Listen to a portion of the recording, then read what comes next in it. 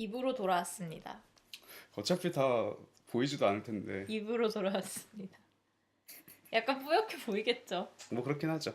그날그날의 이제 방식에 따라 달라지긴 하지만. 그렇습니다. 네. 2부고요. 2부는 저희 이제 전혀 상관없지만 안드레이 즈비아킨체프의 칸 영화제 전혀 상관없대. 네. 칸 영화제를 기념하여 네. 안드레이 즈비아킨체프. 재작년에 네, 칸 수상을 재작년이었고 하였죠. 작년에는 심사위원이었죠. 맞아요. 이 안드레이 즈비아킨체프는 러시아의 영화 감독이고요. 뭐 우리나라 스코어 보니까 이 러블리스가 한 1만 명 조금 안 되는 관객으로 마무리될 것 같아요.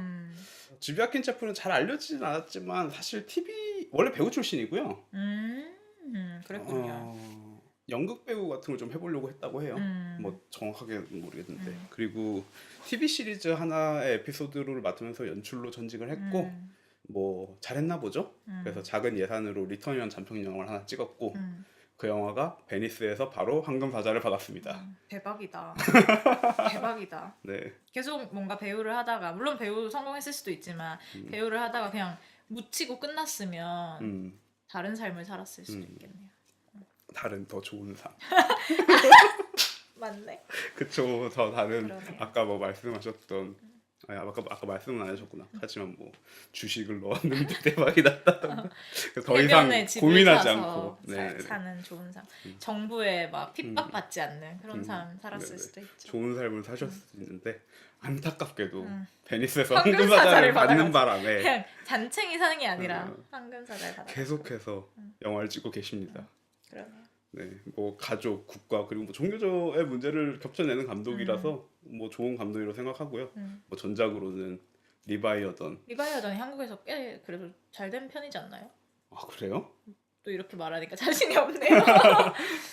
아니 사실 러시아 영화 자체가 워낙 잘 안 되는데 리바이어전은 개봉 당시에 약간 근데 뭐 러시아 영화라고 해봤자 한국에 개봉한 러시아 영화 몇 없는 데다가 레토 있잖아요. 레토는 근데 네. 워낙 예외적인 경우잖아요. 어쨌든 한국 배우가 나오고 네. 10,000명. 잘 됐네요. 리바이어던을 10,000명이나 봤다는 그쵸. 거는 엄청 잘 된 거죠. 이 당시에는 더더욱 제 어쨌든 알려지지 생각에는 않았던 미국에서도 한 3만 명 봤을 것 같은데 인구를 생각해보면 네, 인구를 엄청난 생각하면 것 엄청나게 같아요. 많이 본 그런 생각이 들고요. 리바이어던 같은 경우는 이제 깐느에서 아마도 각본상을 받았지 싶고 네. 그렇게 또 굳이 막 확인하고 그러지 마요. 뭐 그냥 보는 거죠. 각본상. 맞아요. 네.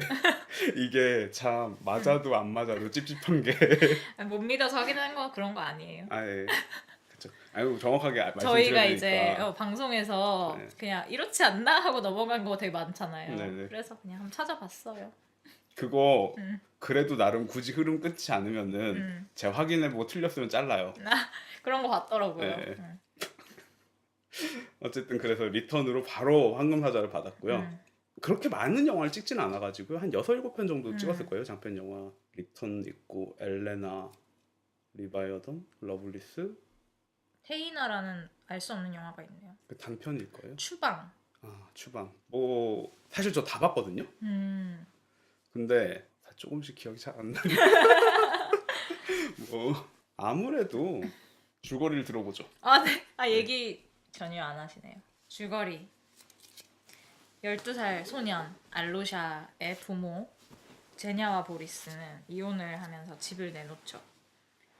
이 부모는 서로를 증오하고 그래서 이제 알로샤도 서로에게 떠맡기려고 하죠. 이 언쟁을 엿들은 알로샤가 울면서 잠이 들고 부모는 각자의 연인과 또 애는 나 몰라라 하고 즐거운 시간을 보냅니다. 이 이혼 자체가 아이를 어떻게 하느냐보다도 아빠한테는 이제 기독교 가치를 엄청나게 강요하는 회사에서 입지가 위험해질까봐 전통적인 가정을 해치는 거고 또 다시 결혼을 해야 되는 상황에서 그런 게 알려질까봐 전전긍긍하는. 저는 그거 사실 좀 저한테는 의아한 설정이긴 했어요. 우리나라만 해도 그런 경우는 없죠. 그렇죠. 거기에 이제 그 대표가 되게 이상한 사람인 걸로 나오긴 하죠. 그래서 이게 되게 러시아에서도 예외적인 건지 그럴 것 같아요. 네, 좀 그렇지 궁금하더라고요. 근데 뭐 이제 그럴 이 것 같긴 종교적 한데. 가치를 되게 그 러시아 정교로 음, 나오잖아요. 근데 그게 어느 정도로 사람들 삶에 영향을 미치는지 잘 모르겠더라고요. 저도. 네, 하여튼 그런 회사에 있고 그런 것 때문에 걱정을 하고 엄마는 이제 막 아들도 싫고 남편 험담하고 새 남자친구 부자고 너무 나를 사랑해주고 행복하 막 이런 꿈에 취해 있는 사람입니다. 그들이 이제 각자의 연인과 밤을 보내고 이제 집은 내팽개 쳐놓은 어느 날 아침에 돌아와 보니까 학교에서 전화가 왔죠. 알료샤가 이틀 동안 안 왔다. 음, 그래서 이제 엄마가 이제 식겁을 하고 경찰에 신고를 하는데 경찰은 또 되게 지금 우리 수사할 여력도 없고 보통 그 나이 때는 애들 다 가출했다가 한 열흘 안에 돌아오니까 좀 기다려봐라 막 이런 식으로 약간 뒷짐을 지게 돼요. 그래서 이 부모가 이제 경찰한테 들은 조언을 통해서 온라인으로 그 뭐랄까 자원봉사 수색단을 음, 만나게 되죠. 이 수색단 되게 프로페셔널 음. 해가지고 열정적으로 전단도 만들어주고 CCTV도 막 찾아봐주고 그 이런 행동 강력과 스텝들이 명확하게 있는 게 그쵸 묘사가 그쵸. 되죠. 네. 이 과정에서 이 아이를 찾기 위한 단서를 막 질문을 하는 장면이 있는데 부모들이 이제 알로샤가 친구도 없고 뭐 취미도 없다 이런 식으로 얘기를 하면서 약간 무관심했던 것들이 좀 드러나고 이제 이 사람들이 제안하는 방법을 이제 다 시도를 해보는데 뭐 제냐의 엄마 약간 사이가 소원해진 엄마 집에 갔을 수 있다 해서 그 알로샤의 할머니죠 그 집에 찾아가기도 하고 또 친구 유이라는 그 친구를 찾아가서 너 아지트를 알려줘 막 음, 이렇게 해가지고 그 아지트가 있는 숲속에 가기도 하고 뭐 이런 식으로 반복하는데 다 소용이 없어요. 그러다가 이제 어느 날 영안실에서 연락이 오죠. 시체가 있다. 그래서 부모가 가서 그 시체를 확인하는데 일단 우리는 자세히 볼 수 없지만 얼굴이 없는 시체 같죠. 얼굴이 망가진 시체 음, 같죠. 근데 이제 가슴에 점이 없으니까 알롯이 아니다 이러면서 막 제냐가 울고 음, 이제 보리스도 그 시체 앞에서 되게 뭐 남인지 아들인지 알 수 없는 그 시체 앞에서 되게 알로샤를 정말로 이제 잃어버렸다라는 음. 감각을 한 것처럼 무너지는 장면이 나오고 네. 또 다른 후보를 만나기도 하죠. 후보 그 애를 한 명 발견했다 해서 왔는데 병원에서. 그쵸 그 네, 사이에 영안실 가기 전에 음, 병원에도 갔는데 또 다른 약간 비슷한 나이대 음, 금발 남자아이였고 시간이 흐른 후에 그 집은 넘어가서 수리하는 장면도 나오고 네. 벽을 뜯고. 제냐와 보리스는 각자 새로운 가정에서 또 지루하게 살아가고 있죠. 그 서로를 증오했을 때처럼 뭐 핸드폰만 본다든지 아니면 TV만 본다든지 지루한 느낌을 풍기며 그리고 마지막으로 이제 그 눈 덮인 나뭇가지에 수색 테이프만 휘날리는 장면 그리고 알로샤의 그 전단을 붙였는데 그게 다 빛이 발해 있는 장면 그런 것들을 보여주면서 영화가 끝이 납니다. 끝. 황량하네요. 황량한 영화다. 네, 그 엄청나게 황량한 영화죠. 네. 영화 시작에 나오는 그 나뭇가지처럼 맞아요. 정말 감정적으로도 대놓고 황량한 영화죠. 너무나 황량한 영화죠. 네. 네. 근데 또 황량함에 음, 매력이라는 게 좀 있어가지고 저는 처음 봤을 때부터 되게 좋았던 것 같아요. 좋았던 기억이 있고 이 이야기는 어쨌든 저는 특이할 만한 점이 어쨌든 몇 가지 있다고 생각하는데 첫 번째로는 그 알료샤. 그 아이의 존재가 아닌가라는 생각이 들어요. 이 영화는 분명히 물론 이제 처음에 그 풍경을 보여주는 장면이 있지만 그 장면을 떼놓고 생각하면 우리가 가장 먼저 만나는 인물은 알로샤. 오늘 약간 낭만이 갑자기 예상이 되는 가운데 네. 아이라고 하세요. 네, 그 아이의 그 주인공의 그 아들의 모습이거든요. 그래서 그 아이를 따라서 우리가 아까 봤던 그 풍경들을 다시 한번 건너서 그 아이가 집으로 가는 거기서 이제 리본도 걸고 맞아요. 뭐 어쨌든 그 쓰레기 테이프 같은 걸로. 네. 그 쓰레기 테이프 같은 거 읽으시면 수색 테이프. 저는 리듬 체조 같다라고 생각을 했었는데 저는 쓰레기 같다고 생각했어요. 그 리듬 체조 맞나요? 그게? 맞아요. 그, 리본. 예, 송현재 리듬 체조 중에 하나죠. 리본이. 가 하는 리본. 네. 오랜만에 듣네요. 네. 요즘 활동 안 하시나요, 그분? 잘 모르겠네요. 네. 저도 올림픽 네. 애국자여가지고. 어쨌든 그 리본 같다고 생각을 했고 아마 실제로 그 리본을 생각을 했을 것 같아요.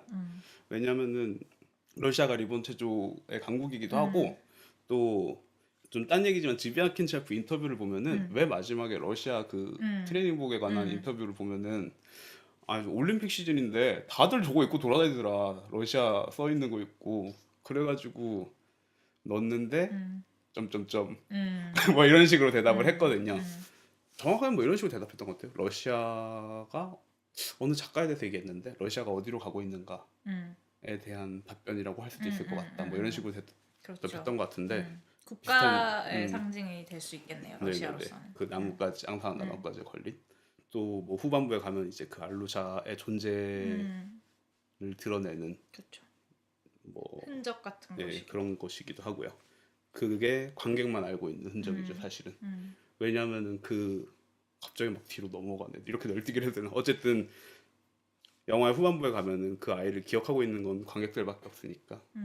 그게 되게 신기한 것 같은 게 음, 사실 이 아이는 초반에만 나오고 음, 사라지잖아요. 그리고 음, 사라지고 한참 있다가 얘가 사라졌다는 걸 알게 되면서 네, 그 아이가 실종됐다라는 거는 거의 영화 한 시작한 지 1시간 정도 다 됐을 때 네, 나오는 이야기인데 정말 초반에 우리는 한 10분 이 아이를 음, 봤지만 이 아이의 그 부재가 음, 오히려 존재감을 갖고 영화 음, 내내 지속되고 있다는 점도 좀 그쵸.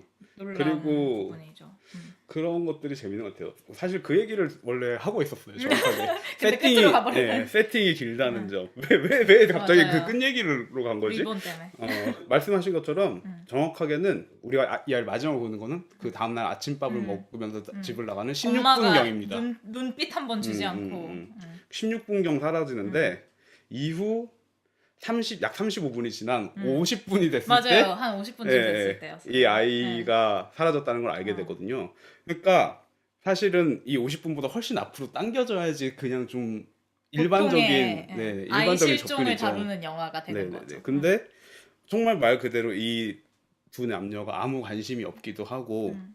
또 정말 사실은 잊혀져 있었던 음, 느낌이 확 음, 들죠. 아 그리고 또 맞다 이러면서. 다른 한편으로는 좀 변주라는 생각도 들고요. 음, 섹스랑 죽음이 동시에 일어나는 음, 이야기들이 좀 어느 정도 꽤 많다고 생각을 하는데 음, 막상 또 예를 들자면 좀 어렵긴 하지만 음, 이 이야기에서는 어쨌든 그게 실종으로 그냥 대체되고 음, 있고 그리고 그들의 섹스를 보여줄 필요도 있죠, 사실은.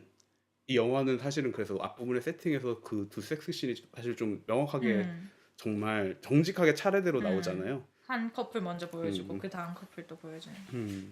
그런 부분들이 결국에는 이 제목이랑 되게 잘 어울린다는 생각이 들어요. 음, 우리가 어쨌든 이 알로샤의 두 음, 부모를 보면서 느끼게 되는 거는 음, 어찌 보면은 음, 뭐랄까 황량함을 음, 전파시키는 사람들 같다는 생각을 했던 것 같아요. 음, 그러니까 그 두 커플이 나오는데 그 음, 두 커플 중 어느 쪽도 음, 뭐제 기준에서 별로 사랑하는 것처럼 보이진 않거든요. 음, 사실은 굉장히 차갑고 그리고 더 음, 정확하게 말하면은 이들이 뭐 10여 년 전에 했었던 그 음, 결혼을 똑같이 반복하고 있는 그쵸. 걸 보여주고 사실 그런 면에서 사실 인간이라는 게 쉽게 변하지 않는 거긴 한데 그쵸.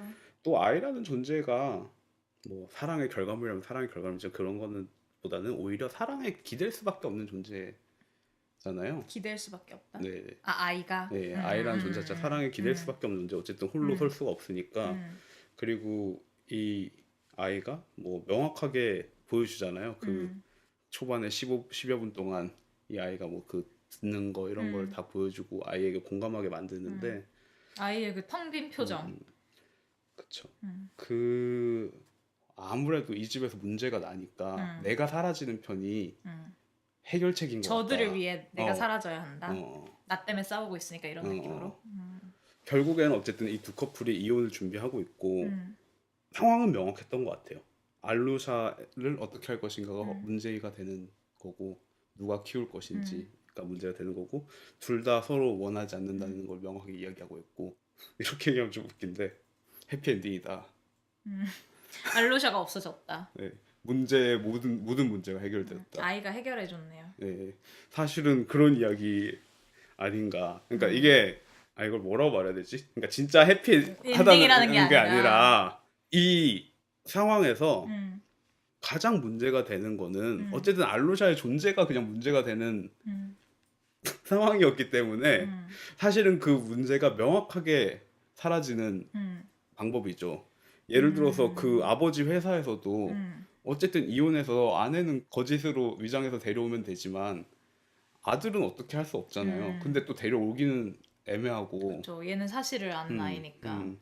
그래서 뭐 이 여자 입장에서도 마찬가지 뭐 크게 다르게 이야기하지 않고 물론 아이를 잃고 나서는 그 감정과 상처 충격 때문에 아 나는 원래 그러려고 하지 않았겠다라고 말을 하긴 하지만 하지만 이제 이 여자가 자기의 결혼 생활을 다 원망하면서 그 시작이 사실은 임신이었기 때문에 아이를 굉장히 증오하는 듯하게 보이는 것도 사실이죠. 그리고 그 아이 아빠보다도 더. 그리고 그 아이를 잃은 다음에는 잊어버린 다음엔 뭐 내가 키우려고 했다고 말하지만 사실 제가 보기에는 이제 그건 이제 순간의 진심에 가까운 말들이고 그거를 그 마음이 언제까지 유지될 수 있을까를 생각해보면 굉장히 저는 의심스러운 마음이라고 생각이 들어요.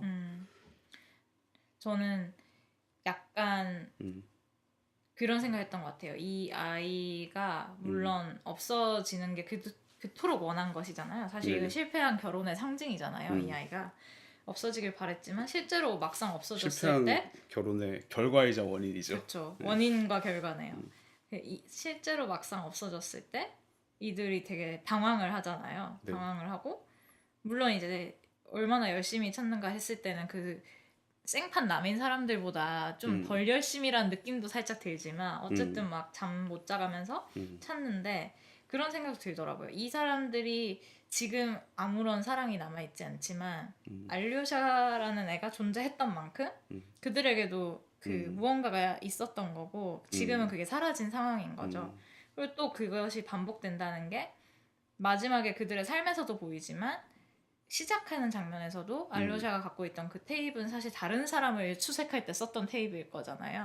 거기에 누군가 사라진 아이가 있었고 또 마지막에도 테이프는 휘날리고 있고 그럼 결국 끝없이 반복되는 거 안에서 사랑이라는 게 어떤 뭔가 절대적인 가치, 없어지지 않는 것, 적당한 사람을 찾으면 그게 지속되는 것 이런 게 아니라 결국은 이제 알로샤 같은 거죠. 그렇죠. 그렇다는 점에서 되게 그러면 사랑을 어떻게 봐야 될 것인가 했을 때는 그냥 그게 있었을 때 이걸 지키기 위해서 무엇을 해야 되는지 고민하지 않는 사람들인 거예요. 이 제냐와 보리스 어떻게 보면 대다수의 많은 사람들이 그렇죠. 그런 점에서는 이제 알료샤가 사라진 것이 그들에게 아무런 교훈을 주지 못했다는 건 되게 슬프지만 또 한편으로는 거부할 수 없는 굴레 당연한 한 사건이고 그렇다는 생각도 들더라고요. 네. 그래서 어쨌든 이 알루샤라는 존재가 사라짐을 통해서 이제 뭐 우리가 여러 가지를 보게 되죠. 일단은 뭐 애초에 뭐 붕괴가는 가족이긴 했지만 뭐 약간 더 빨라지는 것 같기도 하고. 그렇죠. 네네. 그리고 국가의 붕괴라든지 뭐 일종의 시스템의 붕괴라고 할 수도 있을 것 같고요. 그리고 그런 것도 재밌어요. 시작할 때 집 구경하러 온 사람들에게 집 보여주면서 시작하잖아요. 네.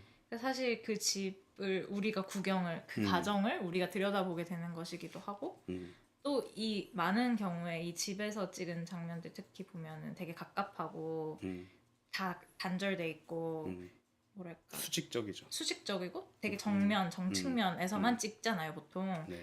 그런 거 보면 되게 이 사랑이 결여되어 있는 차가운 공간이 어떻게 보면 이 사회 전체에 대한 비유 같기도 하고 네. 특히나 아까 말씀하신 그 러시아 옷 입고 뛰는 장면 때문에 더더욱 그렇게 코딩이 되는 것도 있고 또 어쨌든 간에 집이라는 게 가정에 뭐 가정에 대한 워낙 상징적인 공간이고 수신제가 치고 평전한 네. 아유 가정이 공자님 오신 사회 그거죠. 네. 모델을 샘플링이죠. 네.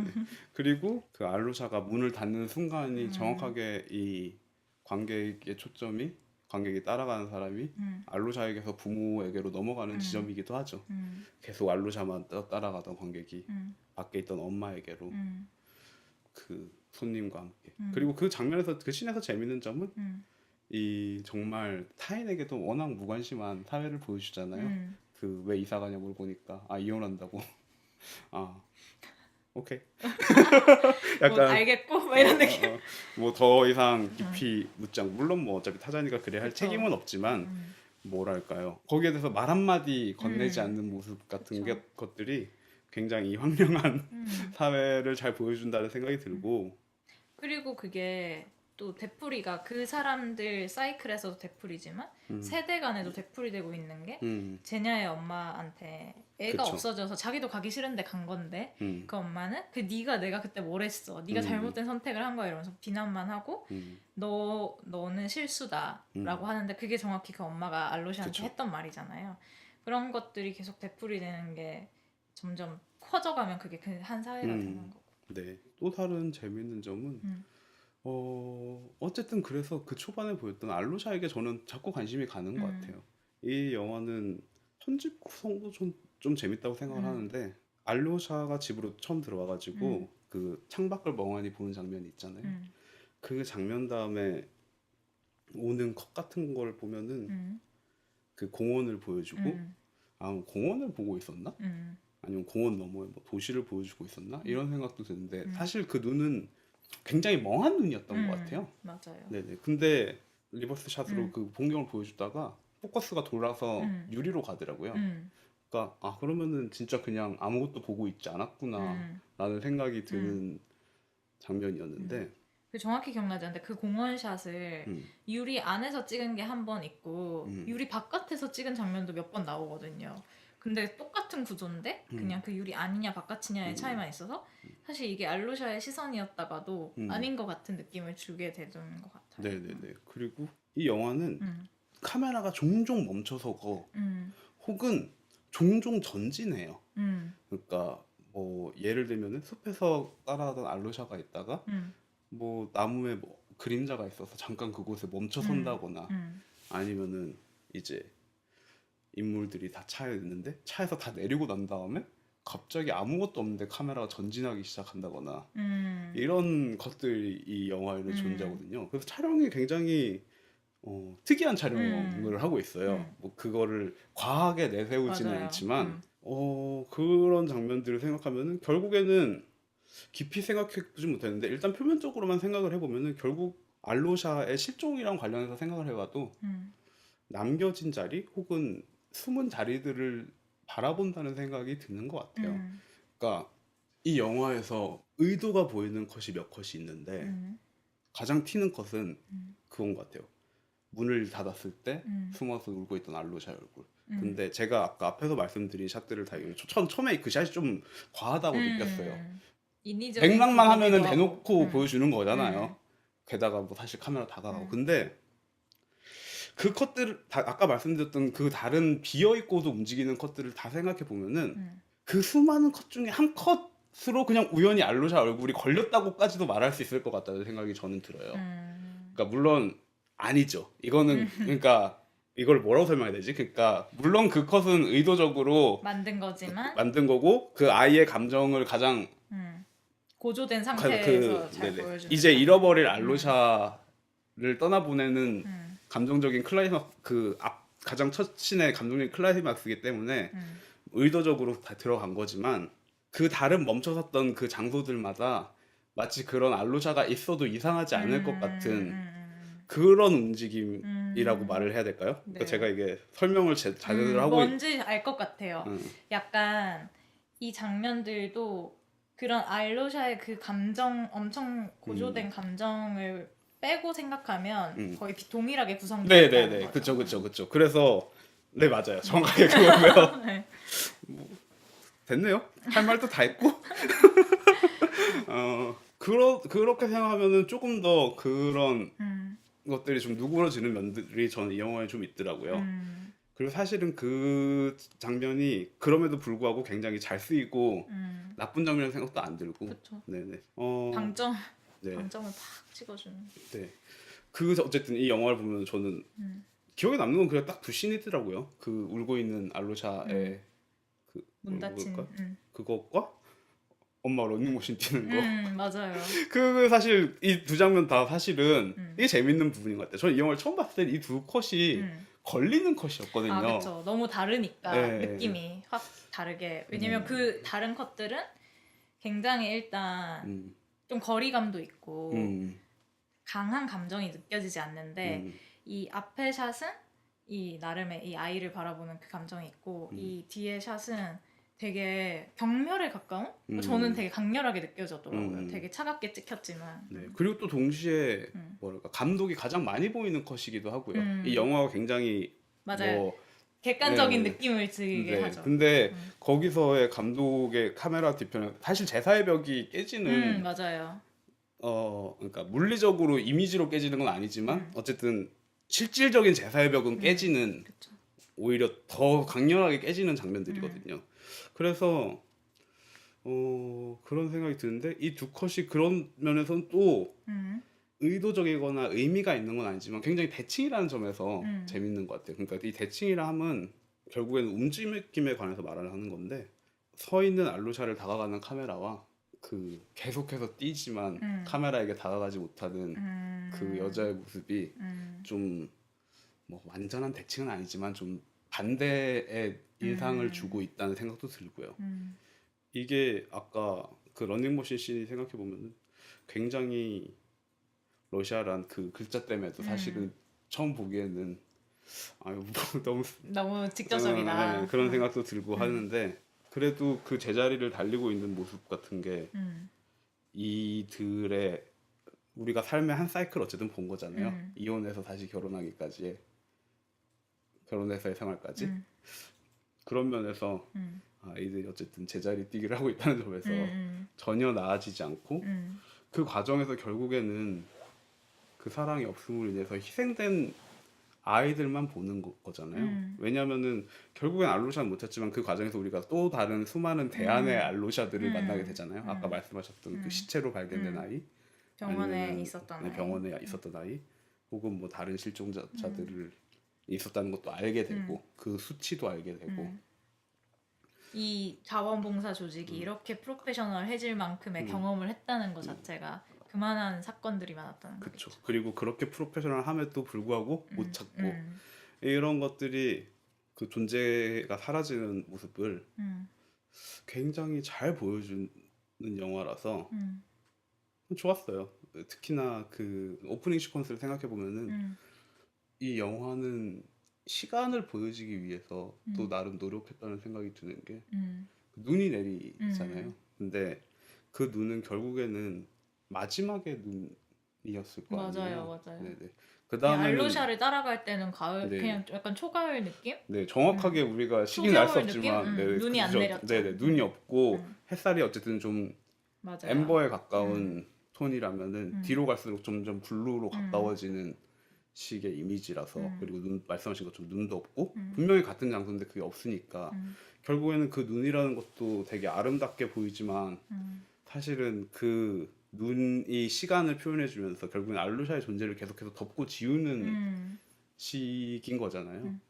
뭐 인물들이 이제 대화하고 떠난 뒤에 창밖으로 눈이 보인다거나 그런 장면들도 있죠. 예를 들면 학교에서 친구를 약간 조사? 신문하고 이제 선생님이 그것 때문에 남아있다가 퇴근을 할 때 보여줄 필요가 없는 장면인데 선생님 칠판 지우고 가방 싸갖고 다른 동료 교사하고 퇴근을 하고 나는 걸 다 보여주고 그 자리에 가만히 서서 이제 그 창밖의 눈을 계속 바라보죠. 그러면서 점점점 알로샤로 향해 가는 길은 미궁 속으로 빠지는. 네. 그리고 또 사실은 장소 구성도 재밌는 것 같아요. 그 학교에서 학교는 어쨌든 뭔가 도심에 있는 것 같죠. 그 도시에. 그리고 그 이 숲을 지나서 자기 아파트로 오는 거잖아요. 그러면 어쨌든 그 알로샤가 그 창밖으로 보는 풍경은 자기가 걸어오는 길이라는 생각도 들고 그러면은 물론 이제 실종된 자기를 찾는 건 아니겠지만 그럼에도 불구하고 그 시선이 되게 재밌다는 생각이 들었던 것 같아요. 그 아지트라고 하는 것도 어쨌든 뭔가 그 숲 같은 곳에 숨겨진 폐건물에 가깝고 그 건물에 어쨌든 사람의 흔적이 굉장히 많잖아요. 그러니까 굳이 알로샤는 아니더라도 의자라던 뭔가 그쵸. 뭐 그 버려진 그쵸. 사람들의 알로샤 자켓도 있었고. 네네 사람들의 아지트였던 것 같기도 하고 어쨌든 간에 그곳이 문명화된 공원이긴 하지만 일종의 숲 같은 어쨌든 버림받을의 장소를 항상 그 알루샤가 걸어서 지나오는 것 같기도 하고 그냥 알루샤의 집과 그 학교 사이에 껴있었다는 것 자체도 사실은 좀 인공적인 세팅이라는 생각이 들지만서도 시각적으로 굉장히 재밌는 그렇죠. 다는 생각이 들고요.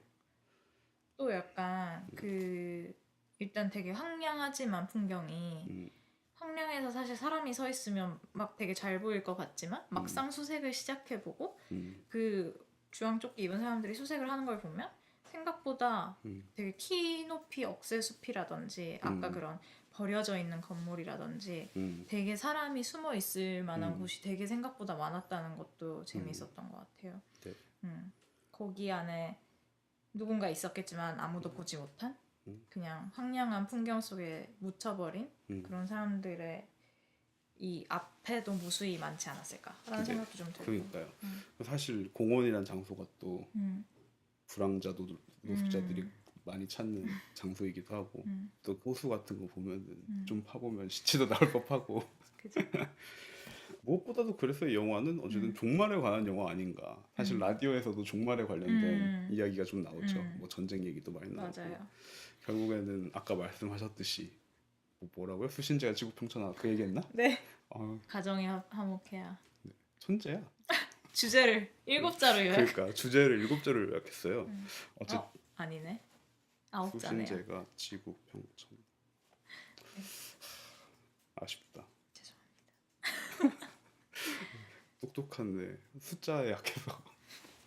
어쨌든 네. 그 가정의 종말도 우리는 보고 결국에는 알루샤의 소멸이 아무런 영향을 끼치지 않고 눈 속에 묻힐 수 있는 것 자체가 자꾸 이런 얘기하면 되게 절망스러운 일인 것 같아요. 왜냐면은 결국에는 이 가정의 파탄도 결국에 알루샤가 묻히듯이 너무나 쉽게 묻히는 것들이고 결국에는 이 라디오 방송에서 나오던 전쟁을 해서 나라가 묻힌 일이라든지 이런 것들이 모두 다 층으로 똑같이 쌓여 있는 것들이라 가지고 이 한 아이의 존재의 사라짐을에 무관심했던 혹은 뭐 구할 능력이 없었던 이 사회가 무너지는 이미지가 아니라 그냥 정말 그 눈처럼 덮이는 이미지인 것 같아요. 그리고 그 되게 유리 같이 되게 매끄럽게 다시 그냥 단절되고 또 시작되는 이야기 같기도 한 게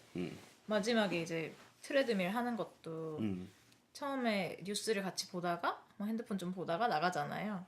처음에 나갔을 때도 뉴스 소리는 계속 연결이 되고 우리가 유리 안에서 이 여자가 그 위에 올라가는 거를 보는데 그 뉴스는 어쨌든 우크라이나 난민 이야기였나? 내전하면서 사람들이 막 집과 땅을 잃고 막 난민도 생기고 막 이런 얘기를 하는데 거기서 이제 그 여자를 보러 밖으로 유리 밖으로 나왔을 때는 그게 안 들리게 되는 거잖아요. 네. 거기 눈 내리는 바깥에서 깨끗한 유리 앞에서 그냥 트레드밀에 계속 뛰는 거죠. 어찌 보면 이제 현대판의 진정한 종말에 관한 이야기라고 할 수 있는 것 같고 또 종말이 막 거대하게 오는 게 아니라 이렇게 조용히 쌓여서 네, 그런 가고 얘기처럼 있다는. 느껴지는 거죠 뭐. 그렇네요. 뭐 그래서 어쨌든 이 영화에 존재하는 그 봉사 단체만이 사실 뭐 거의 유일한 희망처럼 보이긴 하는데 유일하게 원색을 가지고 있죠. 네, 그리고 국가보다 체계적이고 신속하고 맞아요.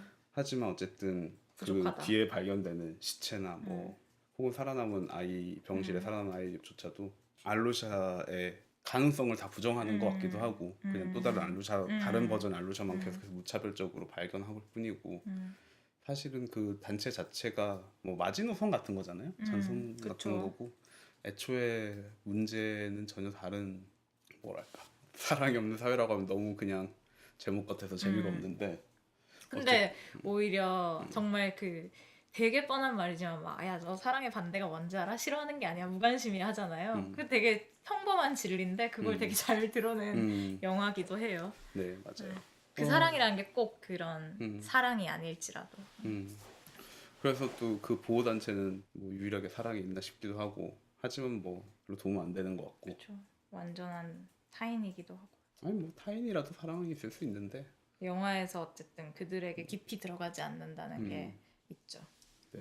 그리고 되게 재밌는 거는 되게 유일하게 이 부부 보리스와 제냐 사이에 약간의 동질감이 생겼던 순간이 그 막말하는 엄마 제냐의 엄마를 보러 갔을 때 그 엄마 막 뭐라 하니까 이제 보리스가 제냐 데리고 이제 가겠다 이러면서 나가는 장면. 근데 되게 이 사람들이 동지가 느낀 거는 반감밖에 없다라는 것도 되게 그쵸. 서글픈 사실이고. 결국에는 이 둘이 대안으로서 만난 남녀가 사실 원래 만났던 사람이랑 그렇게 다르지 않은 사람이라는 점에서도 뭐 인간이 계속해서 비슷한 선택을 하는 거긴 하지만 이 집에서 나가고 싶어서 이 사람 만나는데 이 집에서 또 나가고 싶어서 다른 사람 만나고. 그쵸. 그런 식의 반복 같은 것들이 재밌다는 생각이 들었고요. 네. 뭐 이런 말 하면 좀 뻔하지만 음, 봤을 때 느껴지는 감정이 음, 더 큰 것 같아요. 이 영화는 유독. 그렇네요. 좋은 영화라고 할 수 있죠. 그런 것도. 그럼 이제 추천 영화 할까요? 그럴까요? 합시다. 제 추천작은 네. 일부에서도 소개해드린 스웨덴 러브 스토리, 스웨디시 러브 스토리입니다. 이 영화 러블리스가 가진 좀 앙상한 감정 때문에 사실 스웨디시 러브 스토리랑은 유사한 점은 별로 없는데 하지만 스웨디시 러브 스토리는 아까 말씀드렸다시피 어쨌든 간에 그 두 소년 소녀의 충만한 사랑 뒤로 그 사회의 모습을 그리고 있어요. 이 러블리스에서 어쨌든 뭐 굉장히 임팩트 있는 장면은 봉사 자체가 안개 낀 숲을 수색하는 장면인 것 같아요. 맞아요. 유일한 희망처럼 느껴지잖아요. 어찌 보면은. 저러면 찾을 수 있을 것 같고 잠깐이나마. 물론 근데 또 그 이렇게 쪽쪽쪽 이렇게 주황색 보이는 게 너무나 사실 흩어져 있고 이 광량한 숲에서는 별게 아니기도 하고. 네네, 그쵸. 그런 감정이 느껴지는데 이 스웨디시 러브 스토리 엔딩 씬이 수색 장면이에요. 안개 낀 숲에서 수색을 하거든요. 네. 근데 재밌는 거는 한 남자가 있어요. 한 남자가 불렀는데 대답을 안 한 거예요. 그랬더니 온 가족이 나와서 없어졌다, 물에 빠졌나 보다 하면서 이제 숲을 수색하기 시작하는 거예요. 그래서 그냥 대답 안 했을 뿐인데. 뭐 못 들었나 대답 안 했나. 그래가지고 이제 정말 심각하고 진지하게 찾지만 사실 그 남자는 자기 할 일을 계속 하고 있고 나중에는 이제 부르니까 옆에서 쓱 안개 사이로 튀어서 왜 부르냐고 왜 자꾸 부르냐고 하면서 튀어나오는 장면이 있어요. 네. 알로샤도 어딘가에서 살아가고 있으면 좋겠네요. 그러게요. 그 장면을 보면서 어쨌든 러블리스가 생각이 나기도 했고 이 수색이라는 게 이 러블리스의 그 심각한 수색도 있지만 이게 다 굉장히 너무 멍청하게 벌어지는 일이잖아요. 사실은 그렇죠. 둘 다 그냥 연인이랑 섹스하고 그 하루 안 들어온 사이에 아들에 대해서 신경 쓰지도 않았고 사실은 애초에 무신경했기 때문에 그쵸. 발생하는 일이잖아요. 애가 바로 옆방에 있는데 아무리 뭐 자고 있다 생각하더라도 그런 식의 언쟁을 막 큰 소리 질러가면서 하고. 네. 그리고 서로 애초에 사실 케어를 포기했기 때문에 하루 넘어서 발견한 거잖아요. 어쨌든 간에 뭐 원수라도 뭐 들어갔나 안 들어갔나 정도는 혹은 아들에게 연락하면 되잖아요, 사실은. 그쵸. 네네. 그냥 뭐 그런 건데 기본적으로 관심이 없었죠. 네네. 그런 것에서 비롯되는 우스꽝스러움이 있어요. 어쨌든 간에 이 영화에도. 맞아요. 예. 그 우스꽝스러움을 좀 극대화시키면은 뭐 이런 얘기도 될 법하다 싶고 또뭐 근본적으로 사실 그 숲의 안개와 수색이라는 이미지가 좀 비슷해서 생각이 나서 이 로이 앤더슨의 스웨디시 러브 스토리를 추천드리고요. 뭐 한번 보실만하다. 저 사실 오늘 영화관에 갔다가 왔는데 이걸 보면서 이걸로 추천 영화 해야겠다. 약간 급조한 느낌이 없지 네. 않아 있지만 저희가 예전에 베를린 영화제 얘기할 때 펭귄맨님이 잠깐 소개를 했던 영화예요. 마우고자타 슈모프스카 감독의 얼굴 머그라는 영화고 작년인가 베를린에서 뭐 상을 받았고 이 감독의 전작도 베를린에서 무슨 상을 받았었어요. 그래가지고 그때 감독상 받았고 이거는 아마 심사위원상인가 받았는데 제가 그걸 어제 보고 이걸 오늘 봤거든요. 근데 얼굴이란 영화를 보면서 처음에 일단 러브리스가 떠오른 거는 물론 제가 그때 러브리스 추천작 뭐지 하고 있었기 때문이기도 하지만 네. 그 첫 장면에 그런 게 나와요. 이제 이거 약간 오히려 리바이어던을 생각하게 할 정도로 약간 블랙 코미디가 좀 있는 작품인데 그래서 첫 장면에 크리스마스 기념 세일을 하는 가게가 있는데 속옷을 입고 쇼핑을 해야 되는 곳인 거예요. 근데 크리스마스 어쨌든 겨울이잖아요. 뭐. 그래서 사람들이 옷을 입고 바깥에서 이렇게 기다리고 있다가 문이 딱 열리는 순간 막 옷을 벗고 막 기억난다. 뛰어가요. 뛰어가는데 그 속옷에 폴란드 이렇게 적혀 있는 속옷을 딱 보여주는 거예요. 그래서 저 러브리스인데? 네, 물론 이제 얼굴에서는 오히려 약간 그 장면은 컷이 많지만 로이 앤더슨 느낌도 좀 있네요. 맞아요. 네네네. 이 얼굴에서 이제 주인공 남자는 그 건설 현장에서 건설이 아니죠. 그 조각상 커다란 리우데자네이루 예수상을 연상케 하는 그것을 세우는 아 갑자기 기억이 또 나네요. 현장 인부인데 그 사람이 거기서 사고 당하면서 얼굴 이식 수술을 받게 되는 내용을 다루고 있잖아요. 근데 사실은 이 실제로 폴란드에 그 예수상이 있다고 하고 기네스 기록에 올라갔대요. 리우데자네이루를 실제로 꺾고. 있구나. 그래서 비슷한 얘기에 착안을 한 건데 이 실제로 고개가 돌아가 있질 않겠죠? 그건 아닌 것 같아요. 그렇진 않은 것 같아요. 근데 이제 여기에서도 사실 이 예수상이라는 게 단순히 어떤 종교적인 목적으로 세웠다기보다는 리우데자네이루를 꺾어야 된다라는 마음과 그리고 이제 어쨌든 국가주의가 들어가 그게 있고 굉장히 아이러니하네요. 예수상을 세우는데 그렇죠. 그 어쨌든 기네스를 위해서 상대를 꺾겠다는 그렇죠. 그 마음이 있다는 게 그래서 러블리스하네요. 러브리스하죠. 그리고 되게 여기 이제 러브리스에서는 좀 주변적이긴 하지만 어쨌든 아빠의 회사를 통해서 그 종교에 대한 비판하고 있고 리바이어전은 사실 더 직접적으로 러시아 종교에 대한 그 되게 블랙 코미디를 그리고 있는데 이 영화 얼굴에서도 종교가 굉장히 많이 등장을 하고 그 종교 성직자를 비롯해서 그 교회에 다니는 일가족에 대한 비판도 되게 많이 들어가 있고 그 종교와 국가주의가 결합한 것이 바로 그 예수상이 되는 거죠. 그런 면에서는 되게 이 사회에 대한 이 한 가족과 이 남성의 일을 다루면서 이 사회를 어쨌든 풍자한다는 점에서는 좀 유사한 구조를 가지고 있고 또 러브리스는 자동차를 타고 갈 때 막 라디오로 뉴스 듣거나 이런 것들이 되게 계속 들어오잖아요. 헤비메탈. 그렇죠. 여기는 헤비메탈을 좋아하는 사내가 있기 때문에 헤비메탈 많이 나오는데 여기에서는 다른 장면들에서 어쨌든 되게 사회적인 이슈를 많이 얘기를 하고 있는 것 같아요. 뭐 집시들이라고 표현하면서 난민 이민자들 막 비하하는 조크도 있고 심지어 폴란드임에도 어쨌든 여기 시골 동네이기 때문에 막 유태인들에 대한 조크도 하고 그런 조크에 같이 웃던 사나이가 이제 얼굴 이식 받으면서 스스로 이제 사회에서 배척당하면서 이제 어떤 감정의 변화를 느끼게 되는 그런 거니까 되게 재미있더라고요. 저는 사실 어제 본 바디라는 작품이 더 재밌었는데 바디는 좀 더 따뜻한 구석이 있기 때문에 러브리스와는 어울리지 않고 좀 덜 따뜻한 얼굴을 추천드립니다. 지금 폴란드 기획전에서 하고 있으니까 보실 분들은 보실 수 있을 것 같아요. 그렇습니다. 그러면은 여기까지 하고 다음 에피소드에서 서스페리아로 생각해보니까 구아다니노 감독도 칸에 영화를 보냈죠. 35분짜리. 아 그래요? 몰랐어요. 줄리안 무어가 주연을 맡아서 단편을 보냈어요? 네, 스태거링 걸인가 하는 영화를 보냈더라고요. 칸 특집이네요, 아주. 갖다 붙이기. 그렇게 얘기하기엔 서스페리아는 베니스 영화제에서 공개했던 영화다. 그러네요. 아니면 요즘 칸 이슈가 있으니까. 칸 영화제 얘기도 좀 할 수가 있겠네요. 마무리가 뭔가 저희가 어떻게 끝내야 할지 지금 주춤주춤 거리고 있는데 그냥 과감하게 끝내도록 하겠습니다. 저희는 영화 시작해서 이만!